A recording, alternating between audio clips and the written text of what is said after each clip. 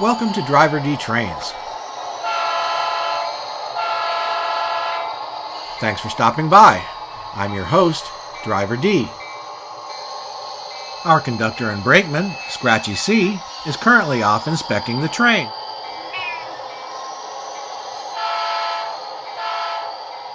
In my last video, A Model Railroader's Journey, I shared with you the story of my own journey in model railroading and explained how I came to create the D-Saver, the small 1-foot by 6-foot switching puzzle layout I built on a shelf that is my version of John Allen's famous Timesaver layout. If you haven't already had a chance to watch that video, please check it out. It's filled with lots of great post-war 60s and 70s nostalgia, as well as glimpses of modern DCC sound locomotives pulling long freights.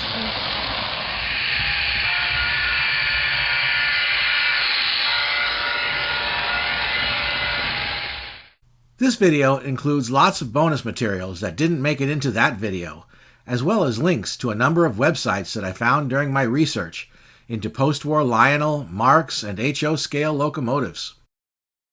So grab a seat and we'll be departing shortly.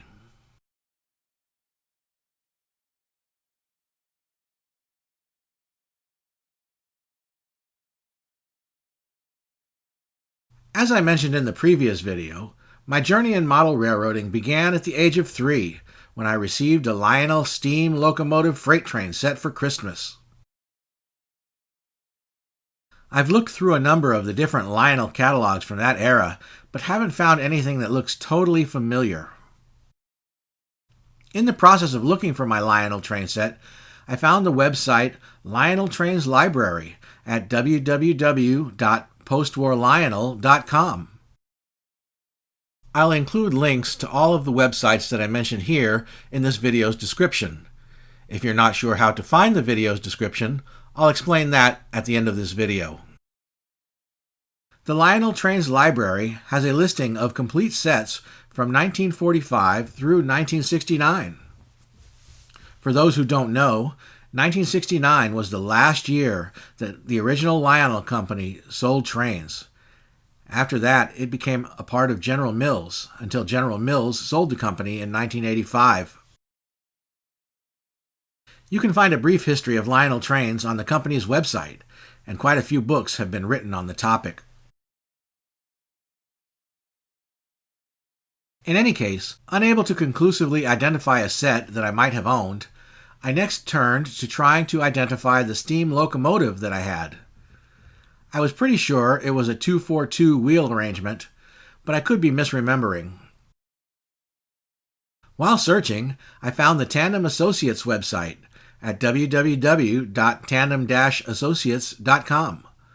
Among other things, this website features lists and indexes of all different kinds of Lionel products, from track and transformers to locomotives and rolling stock. While searching through the small steam locomotives on the website, I discovered that Lionel produced many uncatalogued sets for various retailers. I had already seen hints of this because the pictures of the sets in the retailer catalogs didn't match the sets in the Lionel catalogs.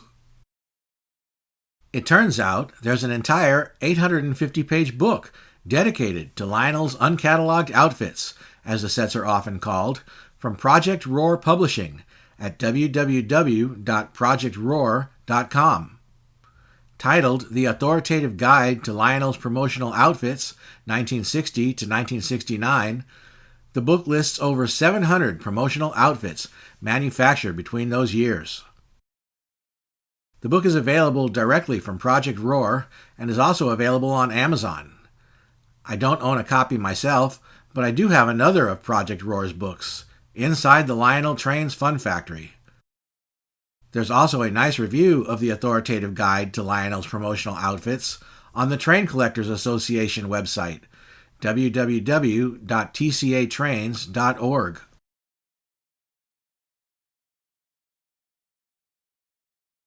I still remember that Christmas morning when I received my first train set. As a 3-year-old, I struggled to operate the Lionel. I remember the frustrations of trying to get all the wheels on the track and I could not understand why, when I advanced the throttle to full power, the locomotive careened off the rails. In a bit of irony, and making things even more memorable, my father was having his own struggles that day with his Christmas present, a new Tudor electric football game. These tabletop games had vibrating metal playing fields that caused the plastic pieces sitting on top of them to move around. The company has sold millions of them, and Tudor still sells its officially licensed NFL electric football game.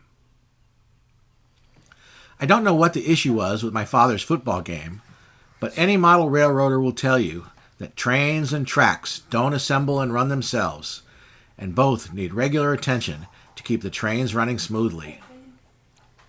Looking back on it, I have to wonder if that Christmas morning would have been so memorable if everything had simply worked perfectly from the start.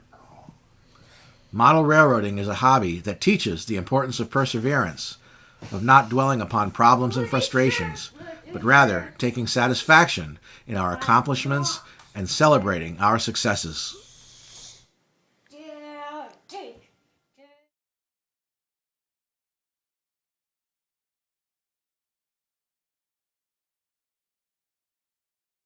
As a child, almost all of my exposure to the model railroading hobby came through the annual holiday Wishbooks, or Christmas catalogs, put out by the major retailers such as Sears, Montgomery Ward, and J.C. Every fall we would eagerly await with excitement the arrival of the new batch of catalogs, as we would know that Christmas was coming. So I knew that as I was researching the train sets I had as a child, I would want to look at those old Christmas catalogs. There are a number of websites online that have copies of the old holiday Wishbooks, but the one that I used is christmas.musetechnical.com. The site currently boasts 291 catalogs from 1940 through 2017, and more are still being added. The site allows you to view all the catalogs, and for each catalog you can see thumbnails of all the pages, as well as search for key words to find the pages you are looking for. Once you find any page, you can click to go forwards or backwards through the pages. The catalogs are sure to take you on a long and winding trip down memory lane.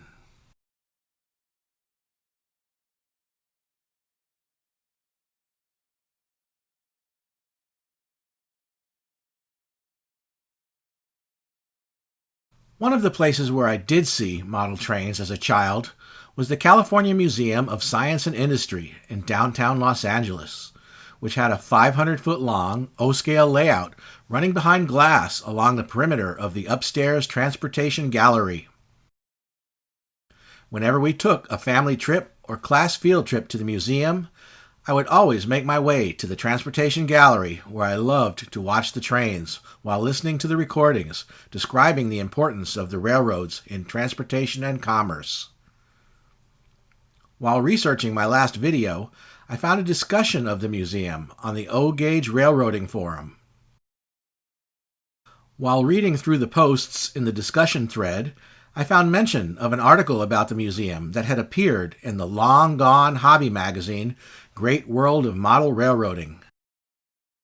GWM is one of several out-of-print magazines that the owners of the Exact Rail Model Trains Company purchased many years ago when they decided to create a website for model train enthusiasts called TrainLife.com. The TrainLife website includes links to a number of issues of these out-of-print magazines, but unfortunately most of the links are broken. However, through some trial and error, I was able to find some of the correct links. Through some additional research, I was able to determine that the GWM article about the Museum of Science and Industry had been published in 1976. And so, after narrowing it down and searching through several issues, I was able to find the article in what, according to Train Life, is the fall 1976 issue. The Museum Railroad was already 25 years old by the time the GWM article came out in print. and it is clear that the enormous layout was a testament to the artistic and technical talents of the model railroaders who built and maintained it for decades, as the railroad and its trains clocked up millions of scale miles of faithful and reliable service. The article is a great read, and I encourage you to check it out. I've included a link in this video's description. Unfortunately, in May 2023, the ExactRail team decided to shut down their TrainLife.com business, and it's not clear how long the website and its magazine archive will be available. The O-Gauge Model Railroad at the California Museum of Science and Industry is long gone. But one place you can still see a museum-quality railroad is at Kansas City's Union Station Model Train Gallery. The Model Train Gallery is located in the beautifully restored Beaux-Arts station that was the third largest train station in the country when it opened in 1914, nearly 110 years ago. The 8,000 square foot Model Train Gallery is built and maintained by volunteers and is open daily from 10 a.m. to 5 p.m. If you're ever in Kansas City, check it out.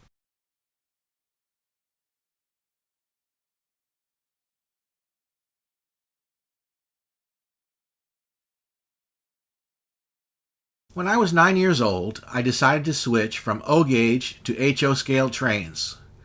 However, I wanted something more than just trains on the floor.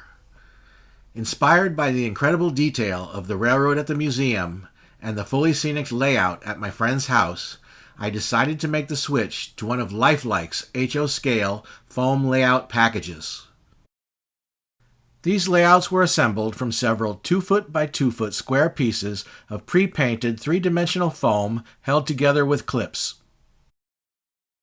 The basic version was 4 feet by 4 feet and featured a twice-around circular track plan. The upgraded version added an additional 2 feet to the middle of the layout, with turnouts for a cutoff on the inside loop. Apparently, in later years, there was an even larger version of the layout that stretched to 8 feet. The layout packages included several basic structure kits and some scenery materials for trees, bushes, signs, and roads. The sets were often marketed with Tyco trains and transformers, and packages with all the necessary track. The layout was just the right size that I could store it under my bed when not in use. Sadly, I no longer have the foam layout boards, although I still have the trains, structures, and Tyco transformer in a box somewhere. However, by twist of fate, about 12 years ago, a friend, who knew my sons loved to play with trains, gave them a 4-foot version of the layout that they had owned for decades. For the 50-plus years that I have enjoyed model railroading, I have only ever been able to play with trains on the floor, except for a Z-gauge oval on a table. I have never lived in a house with an attic or a basement, and except for a few years as a teenager, never lived in a house with an attached garage, except for 1 year in college. That was the year I started my layout. After working on the layout for a year, I put it into storage for 15 years, some of them outdoors. When it was time to demolish the building that the layout was stored in, the layout went too. Time had not been kind to the layout, and I was sad to see the shape that it was in, but I had only myself to blame for that. I did salvage the track and turntable and whatever else I could, although I doubt that any of it is usable at this point. When I started working on my last video, I wasn't even sure if I had any photographs of the layout. I still don't know if I have any photos of the layout when I was running trains on it, but I did find these 17-year-old photos from the layout's final hours. Maybe I'll try to recreate the track plan in software in a future video.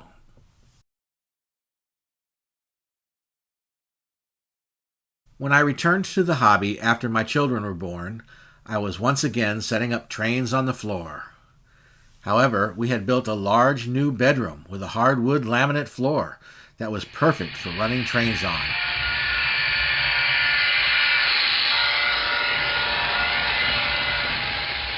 In HO scale, I intentionally chose Bachmann Easy Track for this because it is easy to assemble and take apart quickly, is very sturdy, and doesn't come apart easily the way that regular Snap-Track does. For the Lionel trains, it was a no-brainer to use their Fast Track for the same reasons. Layouts on the floor may not be permanent, but you know what? No layouts are.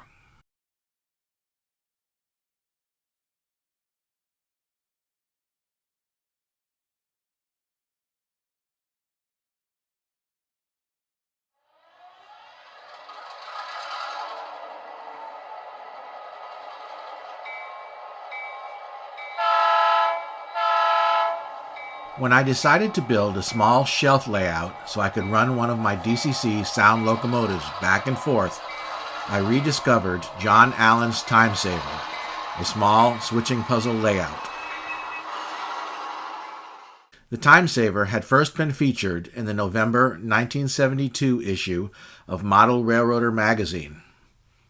Allen's original version had been built with hand-laid track.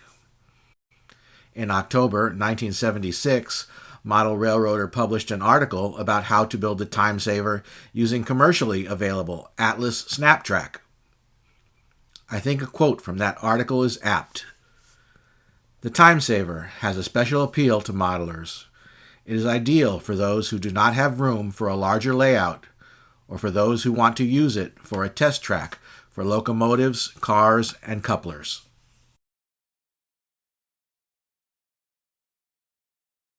You can purchase a PDF package of articles about the Timesaver from Model Railroader. I'll include a link in the description.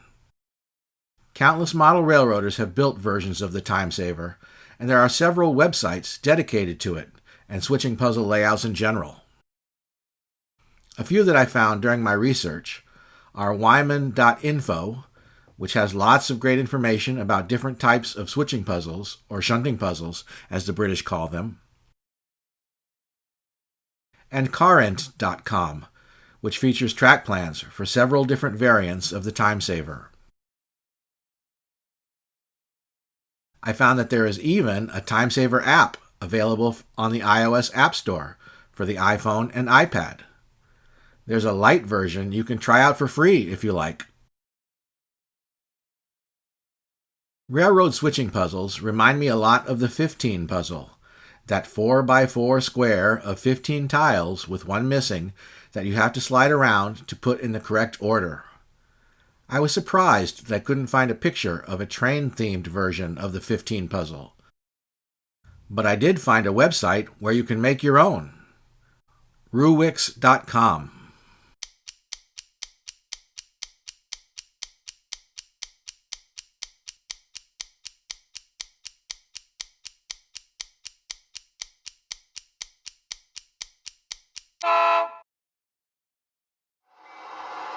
Well, that's all I have for you today. I hope you've enjoyed these bonus materials from my last video, A Model Railroader's Journey.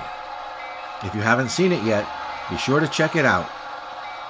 Also, be sure to like the video, subscribe to the channel, and turn on notifications so that you won't miss my next installment. In my next video, I'll show you how I designed, tested, and assembled the D-Saver using Rail Modeler software and paper cutouts to test the design before assembling the track. Finally, be sure to check out the links to the websites I mentioned in this video's description. You can find the description by clicking where it says More or Show More just below the video. You can also find the complete text of this video in the transcript. On your phone, you can find a link to the transcript just below the description. On your computer, you can find it by clicking on the circle with the 3 dots just below the bottom right corner of the video.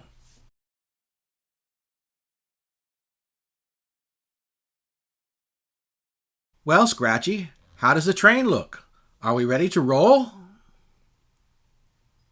All right then, here we go.